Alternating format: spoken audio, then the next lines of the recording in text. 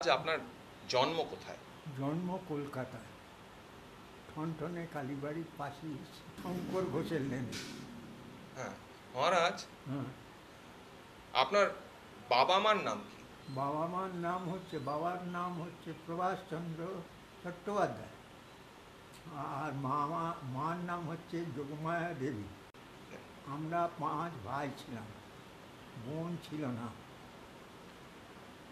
আপনার পড়াশোনা ইত্যাদি আপনি কোথায় করেন?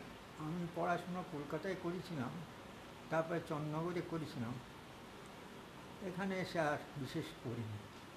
আপনার স্কুল কলেজের নাম মনে আছে? হ্যাঁ, কিছু কিছু মনে আছে।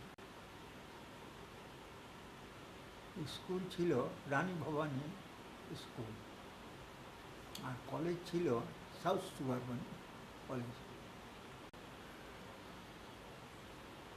তারপর তো আপনি গুপ্তিপাড়ায় চলে আসেন। কিভাবে আপনি গুপ্তিপাড়ায় এলেন? ওই আমার পিতৃবিয়োগ হয় চন্দননগরে, বুঝতে পেরেছ? চন্দননগরে বাবা মারা যাওয়ার পর মামা গেলেন, গিয়ে আমাদের বললেন দু একদিন থেকে যে দেখো এখানে আমি ভালো বুঝছি না, তোমরা এখানে থেকো না, চলো আমার সঙ্গে গুপ্তিপাড়া। তারপরে তার সঙ্গে আমরা একটা লরি করে জিনিসপত্র নিয়ে কত কিছু এলাম, আর কত গাড়িতে চলে, ট্রেনে করে। এটা কত সাল আছে আপনার? এই 30-31 সাল হবে। 1931, 30-31। হ্যাঁ। আচ্ছা, আপনি বিপ্লবী দলের সাথে কোনোভাবে যুক্ত ছিলেন ভারতের স্বাধীনতা সংগ্রামের? সে এখানে এসে নন্টু বন্দ্যোপাধ্যায় বলে এক ভদ্রলোক ছিলেন, বুঝতে পারছো? তিনি আমায় আস্তে আস্তে বিপ্লবী দলে নিয়ে গেলেন। নিয়ে গিয়ে বললেন আমাদের টেস্ট করতে হবে, যে তোমার প্রাণ গেলেও আমাদের কোনো কথা বিপ্লবী দলের বলবে না। খালি কীরমভাবে না, হাতে তোমাদের একখানা টিকে ধরিয়ে দেবে, হাতে ঝুলে যাবে, ফোসকা পড়ে গেল কিছু, তখনও কিছু ফেলে দিচ্ছে না কেউ, হাত আমার বাঁধা আছে। হুকরটিকে? হ্যাঁ, বুঝতে পারছো? সেই টিকেখানা যখন জ্বলে ছাই হয়ে গেল, মস্ত ফোসকা পড়ে গেল, জ্বলে যাচ্ছে, তখনও ফেলছে না। আমি বলছি ফেলে দাও, খুব যন্ত্রণা হচ্ছে হাতে।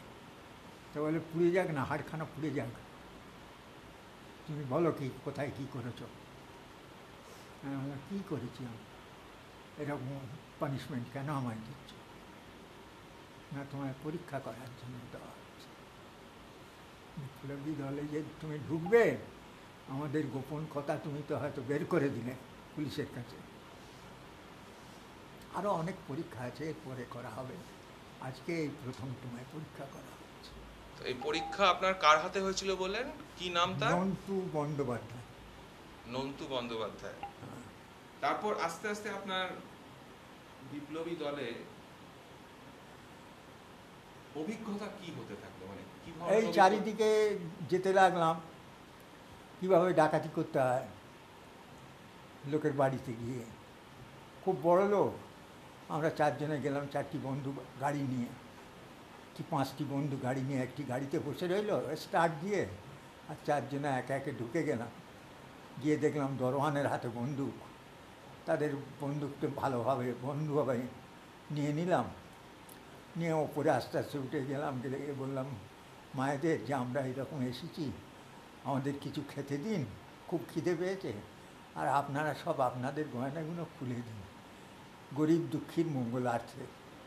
যে দিল ভালো কথায় দিল, আর তা নাহলে টুকটাক ছেনি দিয়ে কেটে নিলাম। আচ্ছা, আপনাদের তো নানা রকম শুনেছিলাম ট্রেনিং এর মধ্যে দিয়ে যেতে হ্যাঁ, হয়, হ্যাঁ, তো এইসব করার আগে নিশ্চয়ই আপনাদের ট্রেনিং দেওয়া হ্যাঁ, হতো হ্যাঁ, আখড়ায়, হ্যাঁ, শুনেছি। হ্যাঁ, তো সেরকম ট্রেনিং আপনাদের হয়েছে? হ্যাঁ, বহুবার, তো সেটা আমাদের রোজ রাত্রিরে। আমাদের একটু বলবেন পুরোটা একটু ভালোভাবে। ট্রেনিং কীরকম, ফায়ারিং করলে তুমি হয়তো বন্ধুভাবে একজনকে মেরে দিতে হবে, তোমাদের বিপ্লবীর মধ্যে আছে, সে হয়তো ওদের আমাদের বিপ্লবী দলের বিপক্ষে পুলিশের কাছে এজাহার করছে, তাতে বহু টাকা পাচ্ছে, কোথায় আছে ধরিয়ে দিচ্ছে, জানতে পারা গেল। তাকে হয়তো খুন করা হবে, এরকম একটা ছেলের ওপর তার প্রিয় বন্ধু একটি ছেলের ওপর নির্দেশ দেওয়া হলো যে তুমি বন্ধুভাবে ওর বাড়িতে গেলে, গিয়ে এক রাত হয়তো রইলে,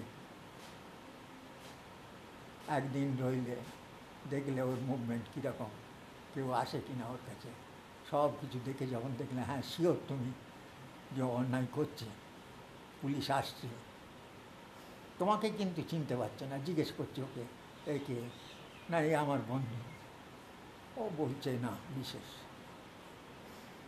তার মানে ট্রেনিং এর শেষ ধাপে এসে এই ধরনের পরীক্ষা দিতে হতো।